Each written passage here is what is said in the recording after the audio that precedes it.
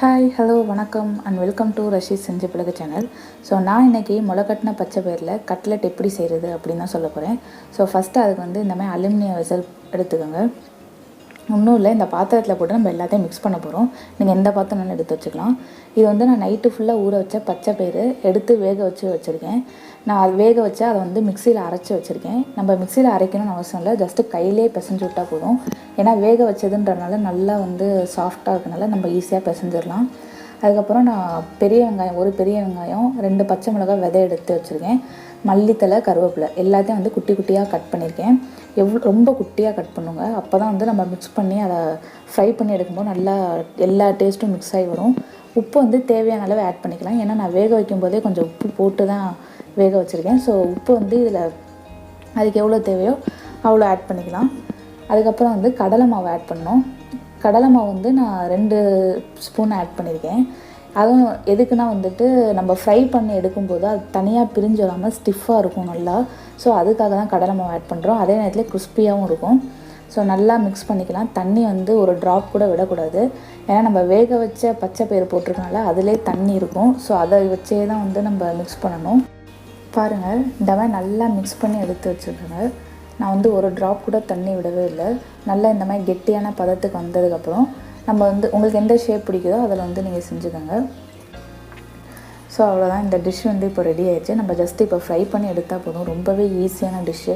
கிட்ஸுக்கு தான் வந்து அவ்வளோ ரொம்ப விரும்பி சாப்பிடுவாங்க. நம்ம சாதாரணமாக வேக வச்சு கொடுத்தான்னா கூட வந்து அவங்களுக்கு பிடிக்காது. இந்தமாதிரி வெரைட்டியாக டிஃப்ரெண்ட்டாக செஞ்சு கொடுத்தா வந்து அதை நல்லா விரும்பி சாப்பிடுவாங்க. இதில் வந்து பார்த்திங்கன்னா அவ்வளோ ஒரு நல்லது இருக்குது இதை சாப்பிட்டா. இதில் வந்து vitamin B9, folic acid, calcium, minerals எல்லாமே இருக்குது. நம்ம ஹீமோக்ளோபின் வந்து அதிகப்படுத்தும், ரெட் பிளட் செல்ஸ் அதிகப்படுத்தும். ஜிங்க்கு, மெக்னீஷியம் தான் அதிகமாக இருக்குங்க. இது வந்து கண்ணுக்கு தான் ரொம்ப நல்லது. ப்ரோட்டீன், ஃபைபர் தான் கூட இதில் வந்து நிறையா இருக்குங்க.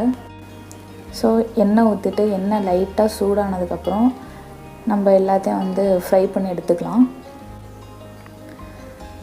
ஸோ நம்ம பாருங்கள், நம்ம இப்போ போட்டோன்னே வந்து உடையில, அதுக்காக தான் அந்த கடலை மாவு ஆட் பண்ணுறது.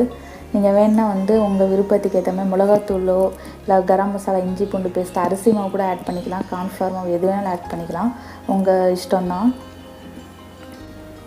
பாருங்கள், நல்லா ஃப்ரை பண்ணி எடுத்துக்கலாம். இன்னும் மிளகாத்தூள் நீங்கள் ஆட் பண்ணிங்கன்னா ரெட் கலரில் வரும்.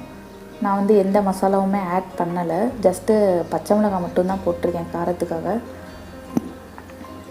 ஸோ பாருங்கள், நல்லா ஃப்ரை ஆகும்போதே வந்து வாசம் நல்லா சூப்பராக வருது. வேறு லெவலில் இருக்கும்னு நினைக்கிறேன். பார்ப்போம் செஞ்சதுக்கப்புறம் எப்படி வருதுன்னு. இது வந்து நல்லா எல்லா சைடும் ஃப்ரை ஆகிற மாதிரி திருப்பி போட்டுக்கணும்.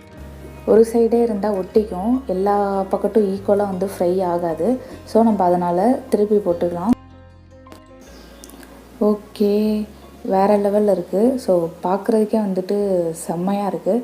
நான் வந்து ஜஸ்ட்டு கார்னிஷிங் வந்து வெங்காயம், சாஸு, பாதி லெமன் கட் பண்ணி வச்சுருக்கேன்.